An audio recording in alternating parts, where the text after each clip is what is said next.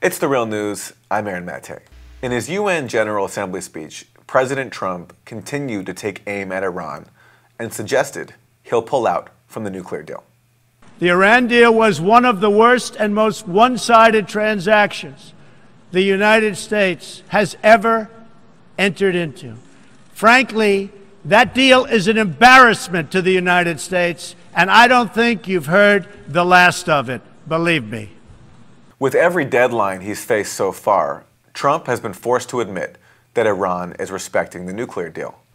But with new deadlines on the way and a Congress hostile to Iran on both sides of the aisle, Trump will have more opportunities. Trita Parsi is the president of the National Iranian American Council and author of the book Losing an Enemy, Obama, Iran, and the Triumph of Diplomacy. Trita, welcome. Thank you so much for having me. What did you hear from President Trump today on Iran? Well, what he said on Iran essentially is reaffirming the signals that his administration and he himself clearly have sent over the course of the last couple of months, which is that they are going to kill the Iran deal. The reason why he said you will see soon is because he's referring to an October 15th deadline. Every 90 days, he has to certify to Congress that not only is Iran living up to the nuclear deal, but also whether he thinks that continuing to stay within the deal from the U.S. perspective still continues to make sense from a national security perspective. He's going to use that last part to go to Congress and say, yes, Iran is living up to the deal, but when you look at the totality of U.S.-Iran relations, we still have tensions with them, and as a result, continuing to waive sanctions does not make any sense any longer. By doing that, he's putting the faith of the nuclear deal in the hands of Congress, the Republican-controlled Congress, very much similar to what he did with DACA. And anyone who believes that the Republican-led Congress is not going to try to kill the deal once they have the chance to do so probably wasn't around to see what the Republicans were doing in 2015 to try to kill this deal. Okay, let's highlight this point because you're talking about the Iran Nuclear Agreement Review Act of 2015. President Obama was basically forced to sign it because it got enough bipartisan support to override any veto from him. And it includes these provisions that nobody in Iran, nobody in the international community who were a part of this Iran nuclear deal signed on to. These are unilateral demands by the U.S. that go beyond the requirements of the nuclear deal, adding all these extra things, all these extra provisions and requirements for Iran to supposedly follow. So how do you think this will play out? What will the Trump administration claim about how Iran is threatening U.S. interests and goals in the region? Well, you saw an example of it just earlier today when the State Department spokesperson said that whenever there's something fishy going on or something bad going on around the world, rest assured Iran is behind it. So the administration has adopted essentially a Saudi worldview in which everything that goes wrong anywhere on this planet clearly must have been done by the Iranians.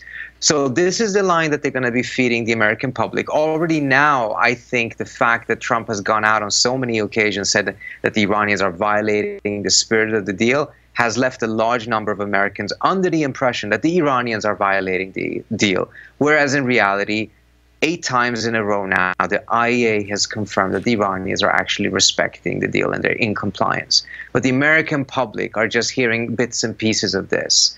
And as a result, are starting to be prepared for for a Trump administration case for a major confrontation with Iran.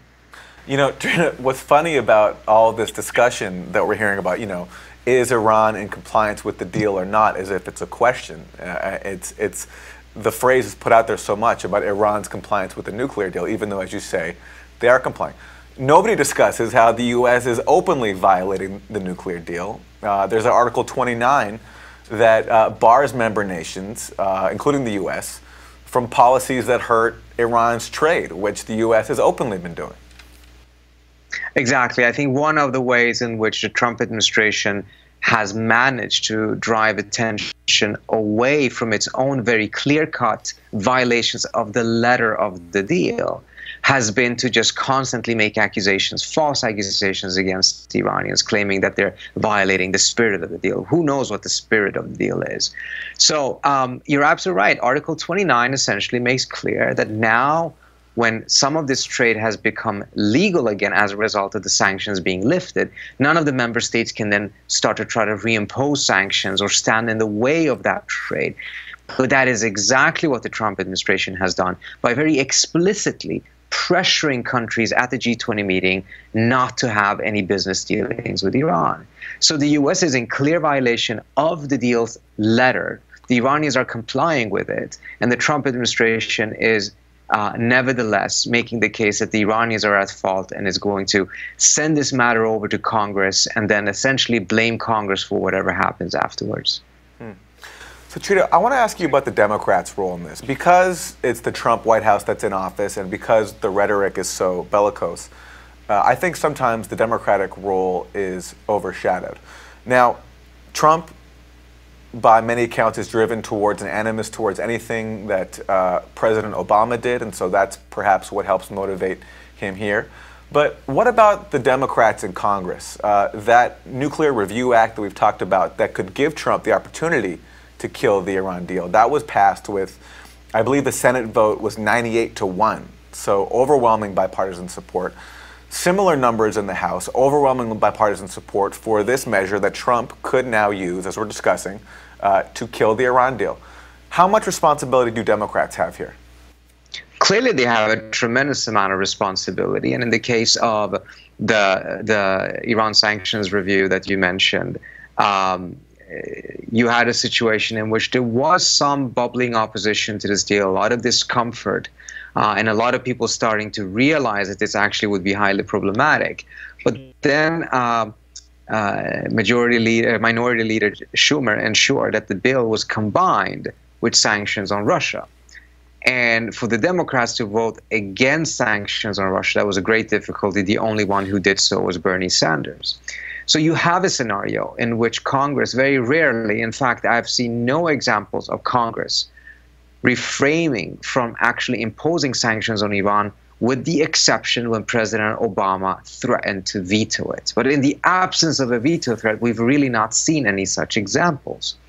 And as a result, I think people should be very worried about what would happen if Trump goes and tells Congress that I'm decertifying, and now you have to make a decision. What would happen then is that Congress has 60 days to reimpose sanctions on Iran. Usually they don't need more than 60 seconds to do so.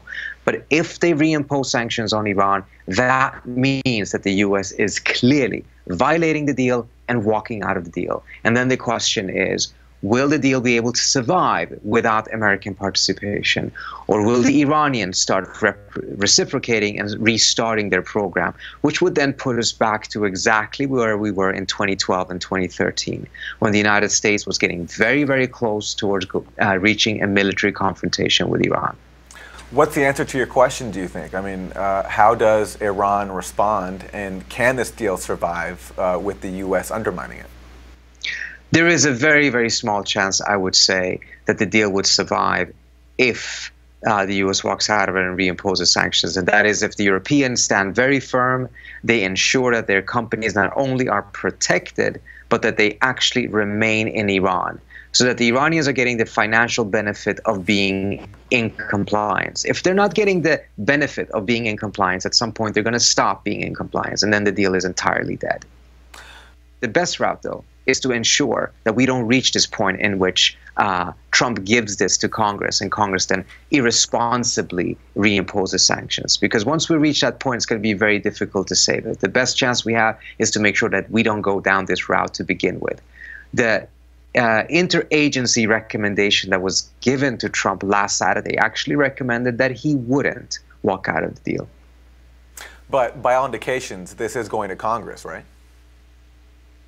As it looks right now, whether it is going to Congress or another pathway that Trump may have found to kill the deal, it seems very clear that Trump is moving towards killing this deal. Finally, Trita, in the last minute we have the role of Israel here. Trump has just met with Netanyahu. Netanyahu has openly lobbied against this deal from its inception. Meanwhile, the reports in Israel that he's even clashing with his own military intelligence who want the deal preserved. Your comments briefly on that angle of this attempt at undermining the deal. Yeah, I think it's been quite clear, even during the summer of 2015, it was clear that a lot of people in the Israeli security establishment realized that this actually is a very good deal, and they prefer to keep it. And